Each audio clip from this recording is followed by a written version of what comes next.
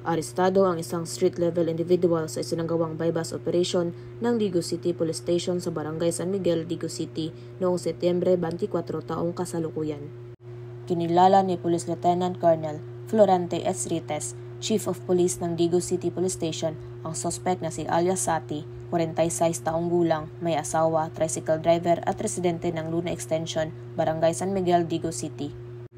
Ayon kay Police Lieutenant Colonel Rites, ang operasyong isinagawa ng pinagsanib na puwersa ng Digo City Police Station, Regional Drug Enforcement Unit 11, Provincial Drug Enforcement Unit, Philippine Drug Enforcement Agency 11, 1st Davao del Sur Provincial Mobile Force Company Intelligence at 11 ang 4th Maneuver Company Intelligence ay nagresulta sa pagkakaaresto ng suspect. Dagdag pa ni Police Lieutenant Colonel Rites na samsam mula sa suspect ang 4 na pirasong heat-sealed transparent plastic sachet na naglalaman ng hinihinalang shabu na may standard drug price na 4,420 pesos.